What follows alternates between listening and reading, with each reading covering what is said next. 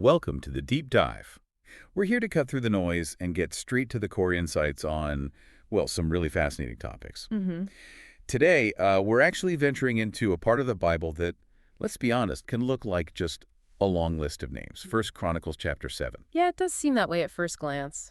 But if you look a bit closer, there are some surprisingly powerful ideas packed in there. Things about, community, heritage, resilience, even what real strength looks like. Exactly. And that's our goal for this deep dive, isn't it? To sort of move past just the names on the page and find the enduring wisdom there. Right. We want to explore how it's relevant for us today and, really importantly, how understanding it might actually deepen our faith. So what are we working with? We've got the chapter itself, First Chronicles 7, and some notes helping us unpack it. That's right. We're looking at the text and also some insights into its summary, the, let's say, ancient wisdom it contains, and how we might apply these lessons now. Okay, sounds good. So First Chronicles 7, give us the big picture. Who are we actually reading about here? Okay, so fundamentally, this chapter lays out the genealogies, the family lines for several tribes of Israel. Which ones? We get details for Issachar, Benjamin, Naphtali, Manasseh, Ephraim, Asher, and there's a link to Zebulun mentioned within Asher's line, too. So like tribal family trees. Is it just names or is there more information? It's definitely more than just names. The text often points out who the warriors were, who the leaders were within their clans. Good. There's a noticeable focus on their military strength, sometimes their population size, and always their connection back through their ancestors. Lineage is key. That's pretty interesting, especially if you think about the chapter right before it, chapter 6. That was all about the Levites, the spiritual leaders, right? Exactly. That's a great point. Chapter 6 gives us the spiritual side, the priests and their duties, and then boom, chapter 7 shifts focus. So what, more like the civic structure? Yeah, the tribal structure, the societal contributions of these other groups, particularly their military roles and how their families and clans were organized, that really comes through. Right. As you read through these lists, these genealogies, are there specific details or maybe repeated phrases that jump out? Oh, absolutely. For instance, when it talks about Issachar's descendants, they're specifically called mighty men of valor. Okay. Mighty men of valor. Heard that before. Yep. And you see similar descriptions for some of Benjamin's descendants highlighting warriors and leaders. Then within Ephraim's line, there's this brief but really significant mention of a loss. A loss. Yeah, followed by a restoration, a continuation through his later children. And Asher's tribe is also noted for producing, quote, choice and mighty men of valor, leaders in their community. So that phrase again, mighty men of valor, it seems important.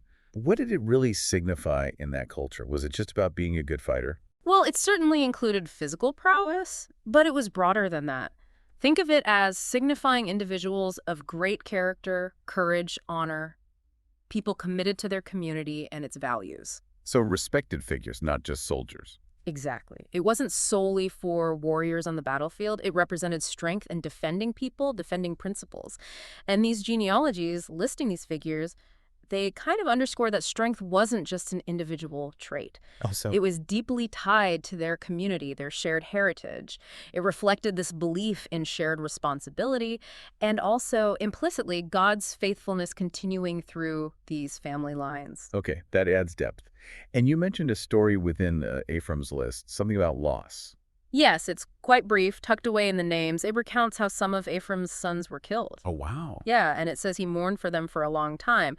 But then the crucial part is he had more children, and his lineage continued becoming strong again. So tragedy, but not the end of the story. Precisely. It's this little snapshot of resilience. It suggests that setbacks and even tragedy aren't the final word, especially when viewed through the lens of ongoing faith in God's promises. That's powerful. Okay, so how do we bridge this gap? How do we connect these, ancient tribal lists and stories to our lives right now? What are the practical takeaways? Well, think about the sheer emphasis on knowing your roots, your lineage. In our world today, which can feel very individualistic, sometimes disconnected, understanding where we come from spiritually, culturally, even our family history, can give us a real sense of grounding, of purpose. It's about identity. Like having an anchor. Knowing your story gives you a foundation. Exactly that. And the very act of recording these genealogies, which is essentially honoring those who came before. Right. That translates pretty directly, I think. It speaks to respecting the mentors, the elders, the family members who've shaped our own faith, our values, who've poured into our lives. Makes sense. What about that valor concept? We're not usually fighting tribal wars. How does that apply? The core idea of valor, courage, integrity, strength of conviction. That's timeless, isn't it? I suppose so. So today, maybe valor looks like acts of integrity when it's hard. It could be standing up for what's right, for justice, defending people who are vulnerable. Or just living out your beliefs consistently. Yes, living out your convictions, especially when there's pressure not to. That takes real strength, real courage. That's modern valor. And Ephraim's story. The loss and then the continuation. How can we use that? It's such a strong reminder, I think, that past pain or failure doesn't have to dictate our future. Yeah. There's inherent hope in that little narrative. Even after a significant loss, renewal is possible, purpose can continue, or even be rediscovered. It encourages us to believe we can still build a legacy of faith and resilience, even if we've faced tough setbacks. So even in what looks like a dry list, there's this underlying message of hope, of moving forward. Absolutely. And there's one more thing. Just like each of these tribes had its specific role, its unique contribution to Israel. That mirrors our own communities, doesn't it? Our churches, our families, workplaces. There's value in the diversity of gifts and roles. This chapter kind of implicitly tells us to appreciate those differences and embrace our own unique place. Okay. Pulling this all together then. Yeah. How does diving into 1 Chronicles 7 specifically strengthen our faith in God today? What's the connection? Well, first, just seeing this detailed record.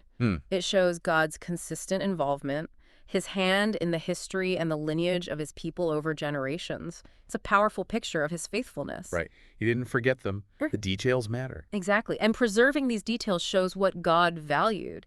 Community, strength used for good purpose, both moral and physical strength, and the continuation of his promises through families. And valor. The way valor is presented, it aligns with godly character standing for what's right. It's not just about might, but about righteous might, if you will. And Ephraim's story, as we discussed, is a direct illustration of God's redemptive power. His ability to bring hope and purpose out of loss. That offers real encouragement if you're facing challenges. Yeah, definitely.